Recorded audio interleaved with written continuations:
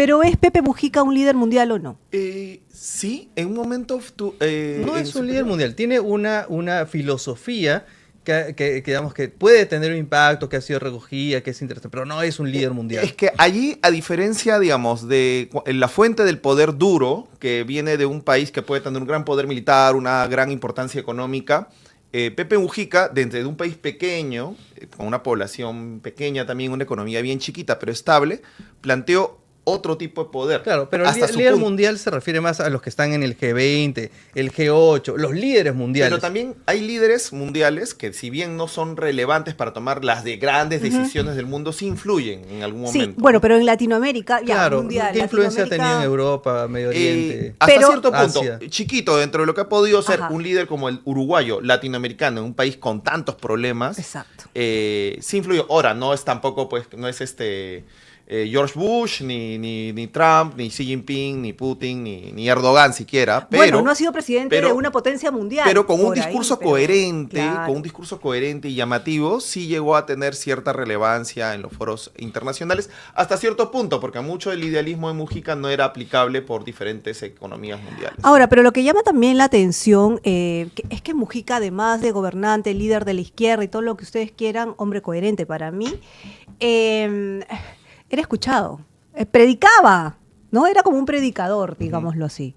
Iba y era escuchado, la gente se callaba con él. No, además era una persona inteligente, claro. Digamos, ha sido consejero de otros mandatarios de América Latina, o sea, como decía un comentarista, ¿no? Le dio consejos incluso a Pedro Castillo, sí, que obviamente Pedro Castillo no supo escuchar, y se rodeó, digamos, en su gobierno de gente inteligente que pudiera llevar la administración y dejar un gobierno estable, es decir, no retrocedió Uruguay en ese periodo, avanzó, seguramente en algunas cosas mejor, en otras no tan bien, pero no dejó un país más endeudado en una situación crítica. Mira, interesante lo que dice. Y sí, Aston, líder de poder blando, justamente me refería a eso con el soft power, que hasta el punto donde da la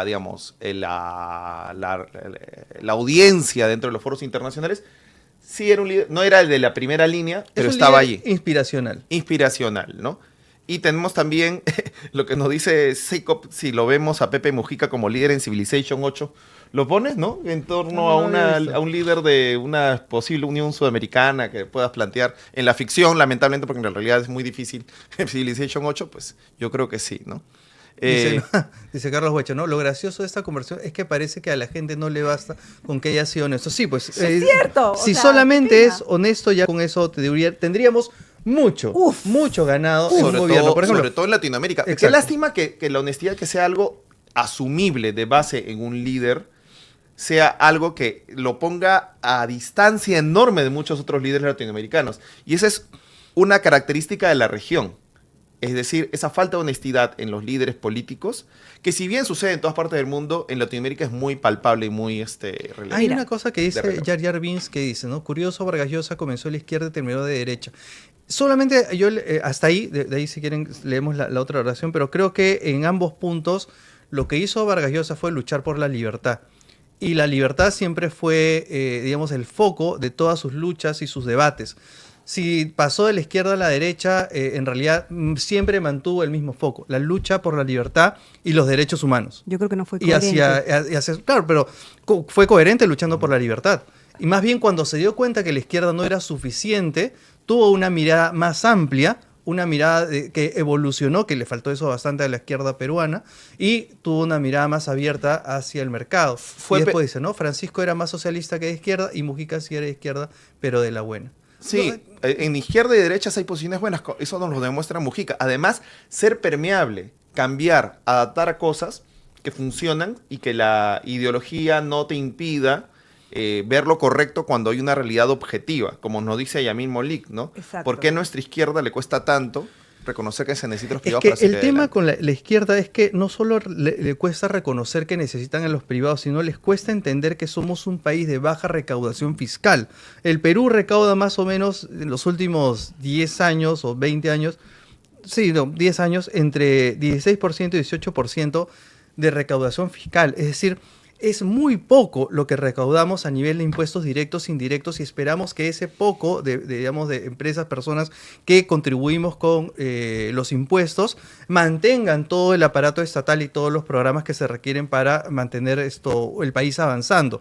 Si tuviéramos obviamente un país como Chile o otros países más avanzados que la recaudación es más importante, podríamos pues apuntar a decir sí, el Estado tiene que hacer más cosas porque tiene caja fiscal para hacerlo, pero somos, digamos, una economía tan pequeña a nivel de recaudación fiscal que se requiere que los privados participen en asociaciones público-privadas o obras por impuestos porque el Estado mismo no las puede hacer o no tiene capacidad para hacerla con ese componente de Mujica, honestidad. Ok, pero Life, Chile, como tú dices, tiene mayores recursos y qué sé yo, pero en su proceso se olvidó de verle la cara social. Y luego le han rebotado. Luego de muchísimos años, huelgas interminables de estudiantes, ¿no? Estudiantes que tienen que apelar a un crédito, bueno, es la forma en que ellos han decidido hacerlo, ¿no? Pero tienen que apelar a un crédito para poder ser alguien, porque si en Chile naces pobre, te mueres pobre como en otros lugares, ¿no? Uh-huh. Pero puedes apelar a estos créditos que terminas pagándolo en toda tu vida. Y recordemos cuando hemos visto las cifras de pobreza, y ayer que hemos tenido también el programa sobre pobreza, que Chile tiene 6%. Exacto, pobreza. O sea, pueden haber, digamos, diferentes protestas que las hemos visto y eso dio, digamos, el inicio de una nueva constitución que al final tampoco que fue aprobada, fue un proceso un poco raro, pero la pobreza es muy baja, o sea, sí, el Estado participa de diferentes formas y hay cosas que pues se pueden hacer mejor o menor, pero tienes por lo menos el espacio y la ventana fiscal para poder hacerlo. En cambio, en el caso de Perú, hay corrupción y encima no hay plata. Y la poca plata que hay, se la tira el Estado. Además, tienes, por ejemplo, presupuestos enormes como lo que digamos a educación, pero no se reflejan en efectividad. Pero es que acá hay porque es inversión que se tiene que traducir en efectividad y lamentablemente las instancias de corrupción o ineficiencia impiden ese es el ingrediente. Sí, ese es el mira, ingrediente. yo ahí discrepo y discrepar no está mal, siempre hay que argumentar. Ajá. Y está bien, por si acaso, Global no es un programa donde tenemos líneas que entre nosotros discutimos y también discutimos con los en el caso de Vargas Llosa hubiera sido muy cómodo quedarse callado, porque él tiene una carrera literaria. Y eso nadie se lo va a negar. Ya la carrera literaria de Vargas Llosa probablemente no hay ningún escritor en el mundo que haya tenido esa amplitud. O sea, cada uno de sus libros, no, incluso entre los noveles, digamos, la calidad de cada uno de sus libros, cada uno con una técnica distinta, un impacto, digamos, abayazador entre sus lectores, pero además tenía una línea de comentarista, digamos, opinaba sobre todos los temas. Entonces hubiera sido muy cómodo quedarse callado y no decir nada, pero Friela sus posiciones, él las explicaba, él las debatía, él las ponía sobre la mesa. Gracias, Moisés, por tu donación, por tu superchat. Y se confundió la libertad Vargas Llosa con la fuerte presencia de privados en la economía. En cuanto a otros derechos, fue demasiado conservador. Muchas de las posiciones, digamos, ideológicas de Vargas Llosa pueden ser aprobadas o desaprobadas. Pero hay una cosa con respecto al anterior comentario. Que la posición que toma Vargas Llosa en los 70s y comienzos de los 80s de oponerse a todo lo que el mainstream cultural pro izquierda y hasta pro castrista en muchos casos estaba alineado, fue una posición totalmente incómoda. Le valió la condena de amplios sectores culturales que estaban ideológicamente alineados. Pudo haberse callado, pero siempre fue un tipo coherente con el que podía discrepar, ojo, pero con el que también tenías que reconocer a Vargas Llosa de que entraba en una línea y le costara lo que le costara, mantenía esa línea. Así le costara elecciones, así le costara comodidad con la gente con la que se movía en un círculo cultural. Le pudo haber costado el Nobel, ¿no? Porque durante mucho tiempo claro, es que Suecia tenía una tendencia más de izquierda y ese Nobel finalmente le llegó, pero también por el peso de la obra de Vargas Llosa en la literatura mundial. Políticamente, yo diría que no era cualquier cosa, Carlos. Podías discrepar con él. Muchas veces, y a todos la línea Vargas Llosa un momento nos ha parecido, estés en una posición u otra, algo que no ibas a aprobar, pero no hay que desconocerle la coherencia que ha tenido este personaje, ¿no? Así es. Y él tuvo también, y fue valiente al escoger diferentes posiciones, porque lamentablemente, digamos, liderar una posición en un entorno como el de América Latina, de líderes, como ya sabemos de la calidad de los que hemos tenido, él tenía en algún momento que decidir y ponerse de un lado o de otro. Lamentablemente, así nos puso el destino en el caso de Perú, que en algún momento tuvo que invocar a votar a favor de una candidata para evitar que venga Pedro Castillo. Podría haber sido muy cómodo y poco, digamos, muy cómodo no decir nada. Pero salió y dijo lo que tenía que decir. Y ven, para quienes decían que no era tan relevante hablar de la muerte de Pepe Mujica, que eso jala temas aquí. Mira dónde nos ha Antauro, llevado. Vargas Llosa, Fujimori, las guerrillas, todo eso nos apela a varias cosas Sí. de la historia común latinoamericana.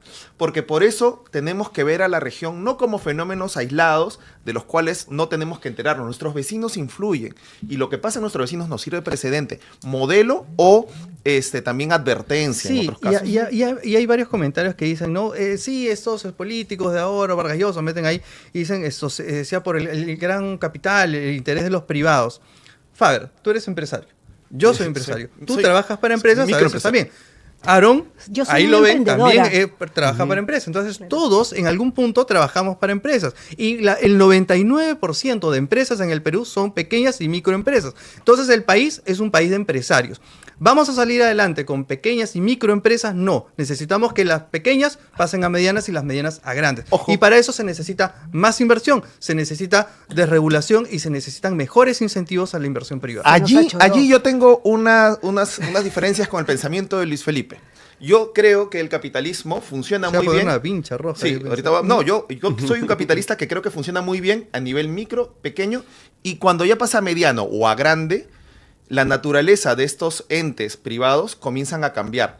Y sí, allí la desregulación que yo creo que es factible para pequeños o micros, y luego vas quitándole a medianos, a los grandes sí tienes que vigilarlos muy bien, porque la gravedad que ejerce un poder económico enorme en el sistema de gobierno y en la sociedad me parece mucho más vigilable. Allí voy un poco con el discurso de Mujica, que habla sobre que el desarrollo y las grandes cifras económicas nunca tienen que desconectarse de la felicidad y de la, digamos, de la realización del ser humano. Eso está pasando, por ejemplo, en Corea del Sur. Nosotros admiramos mucho lo que pasa en Corea del Sur a nivel de sus cifras macroeconómicas y su desarrollo industrial. ¿Y cuántos Pero la vida suicidios hay? personal de los coreanos, de los surcoreanos, Sí. se ha ido al abismo. Su forma de ver el mundo, de sacrificar absolutamente todo por la empresa y por el crecimiento económico, llega un punto donde tienes que morigerar esto y ver también la felicidad del Ya, presente. pero Y- ahí tienen sí. servicios de salud, tienen servicios de transporte, Ujú. tienen servicios de educación. O sea, tienen una serie de servicios que nosotros hoy en el Perú no tenemos. No tenemos agua,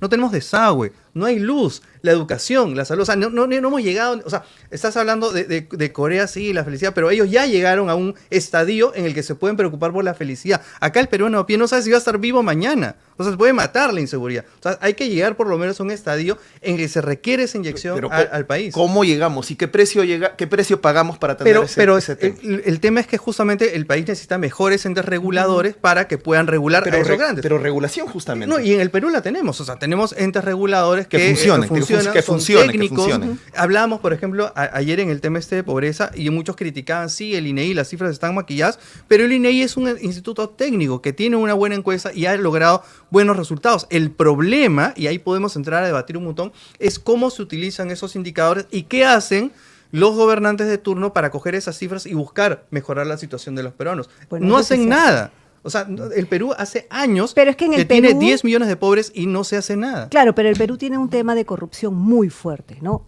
Muy, muy fuerte, muy enquistado. Tanto es así que hay personas que son corruptas Ahora, y hacen... ¿de dónde viene perdóname, la corrupción? Te hacen de su día a día de la corrupción sin ni siquiera ser conscientes que son corrupción porque está tan instalado en el DNI del peruano que lo deja pasar. No, y el modus vivendi de la política actual, Las coimas, si ¿no? bien en otros sistemas políticos tienes líderes políticos que son tentados por la corrupción y se vuelven corruptos, aquí ni siquiera hay un proyecto político que se vea tentado por la corrupción. Es la corrupción que se ve tentado por el poder político simplemente para tener más ingresos por corrupción. Exacto. Y ese es un punto donde hemos llegado y donde se ha degenerado incluso la política nacional, del cual el sistema electoral vigente, y siempre lo decimos aquí, no va Mira, a solucionar. yo le propongo una hay un cosita. comentario, solo un comentario antes, anterior Sí. al de Bloody. Ahorita volvemos contigo, Bloody, pero había uno que había, hablo que decía Faber y hablaban del estado de bienestar. Claro, ¿Este? nunca vamos a llegar al estado, digamos, de bienestar ¿cuántas personas, digamos, tienen acceso a una pensión cuando se van a jubilar? O sea, el tema de la seguridad previsional. No solamente hablamos de salud y educación. O sea, cuando se jubilen, ¿cuántos van a tener acceso a Pero una pensión razonable? creo que Entonces, no va a haber estado No, ya de sé, pero- bienestar nunca si seguimos pensando justamente así en, sí, primero pensamos en la felicidad. Primero se requiere, sí, la felicidad va a ser importante, pero cuando tengamos cubiertos por Pero lo yo menos creo que las esa cosas felicidad básicas. a la que se refiere Faber es eso, al estar tranquilos, o sea, con estar tranquilos con nuestro sistema de salud, ¿no es cierto? De estar tranquilos con que nuestro Estado nos va a respaldar. Asumo que ese es tu sistema de felicidad, pero el tema es que para llegar a eso aprietas tanto Y eso es... sí. que abres esa brecha de... O sea, Y por lo ese es- menos la felicidad. persona que llega a una posta médica, al hospital público, que te den la medicina completa. O que no tengas que hacer colas o esperar una operación 4 meses. Eso es o sea, algo- a esos ya te moriste. Eso es algo en lo que todos coincidimos. Tenemos un superchat de Moisés. Sí, pero es que hay tantos comentarios, chicos. Ustedes sigan conversando, ¿no? El Perú requiere una revolución cultural, eliminar capas sociales que apoyen la precarización de la Revolución economía. cultural, te dije. ¿Ves? Luis Felipe está influyendo en nuestros espectadores. Él Pero ha va comenz- por lo que dice Moisés, me parece muy inteligente lo que dice. Sí, y la economía informal de arriba abajo. Sí, sí, el cambio de chip de nuestro país. Aparte comienza con plantear ideas, un proyecto nacional en el cual no tenemos en estos momentos. ¿Qué es el Perú? ¿Hacia dónde va el Perú? ¿Cuál es la idea y proyecto de Perú?